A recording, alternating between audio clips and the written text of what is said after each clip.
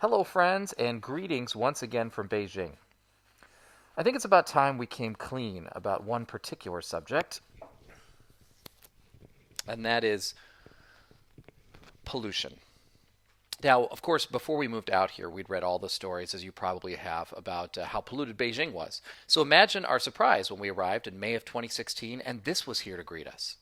Just beautiful blue skies, and it certainly didn't seem very polluted. Although after we'd been here for a couple of weeks, we noticed we were developing a bit of a cough. It got so bad that both Bick and I ended up going to the doctor. She ended up with a respiratory infection, and the doctor told me that I didn't have an infection. What I had was what he called the Beijing cough. And he said, go ahead and Google it.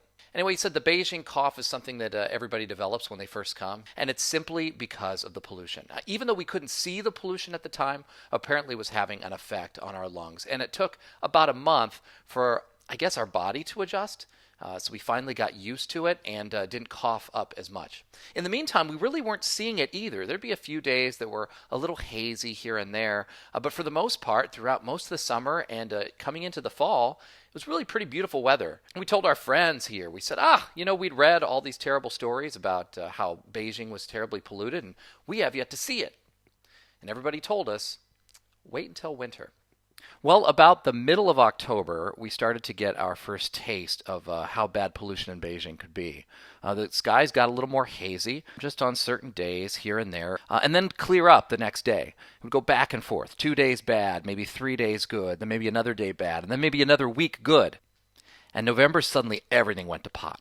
It got to the point where certain days it was so hazy that you had a hard time seeing some of the buildings a little further down the street. And again, this went back and forth. Some weeks would be really, really clear, followed by another week of just nastiness. Then, about 2 weeks ago, we hit our first red alert. Beijing was in the news last year, about December of 2015, for issuing their very first red alert. This is when the pollution hits high hazardous levels for a few days in a row. They limit the number of cars that are on the road. They limit the kind of construction activities that can be done. They close down whole factories and also keep the kids home from school. So we had about a week, actually, of pollution vacation, which is kind of like a really, really crummy snow day. And now that we're into December, we're seeing a lot more of these days. In fact, it's really climbing to extremely high levels. So we have certain websites and apps on our phone that we use to check the air quality index every morning. And basically the figure that we're most concerned about is the number of 2.5 micron particles in the air. They're the particles that are just small enough that they can get into your lungs, into those nooks and crannies, and cluster up and cause major problems. Prolonged exposure to this highly concentrated pollution over a long period of time, like say years, has been known to cause major health problems in people. This time of year we consider a pretty good day if it's below 100. And when it gets really bad, it's up in the 200 and 300 level range. Today was 411. So how do we combat this? Well, first things first, we always wear a mask when we go outside. And we don't go outside too often.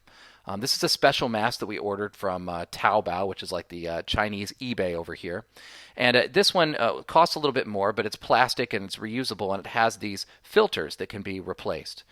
This filter has just been replaced. I used it just today and a little bit yesterday, and it's pretty bright white. And I haven't been outside walking too much in this horrible weather.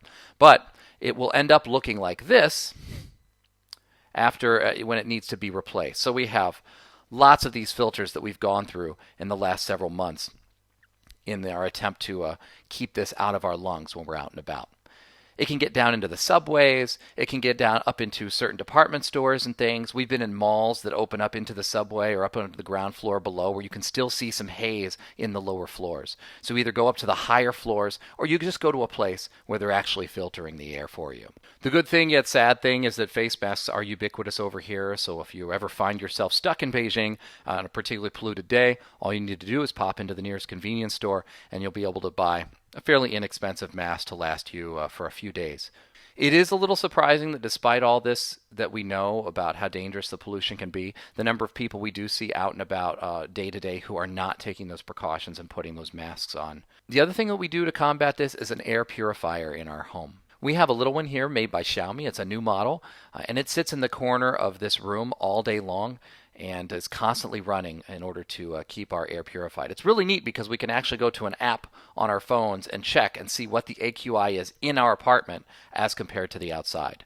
And some days it's really churning, and even in our apartment, it has a hard time keeping things under 100. But most days it's doing pretty well. We keep a pretty good eye on that indicator there to see if it's green or orange or turns red as things get really bad. I noticed that the door was leaking a little bit of air into the room, so we went to a home center and found a little bit of foam that I could stick around the edges of the door there to seal that in. We're thinking about getting a second air purifier for the house actually to help combat this even further. And of course, we just really take it easy on the days that things are particularly bad.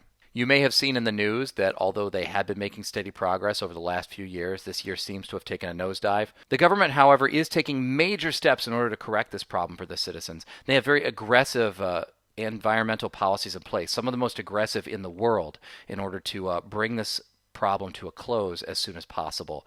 And the government has started doling out pretty hefty fines to factories who have not been doing what they promised with the incentives that they were given in order to help clean up their air quality. Other than that, we just look forward to the day when winter is over and all those coal-burning plants are having less of an effect on the air, and we can get back to our nice, beautiful weather that we experienced when we first came. If you enjoyed this video, please share it with a friend. Check out some of the other videos that I have archived here. We've got lots more coming to you from Beijing, China, and our experiences here teaching for Disney English.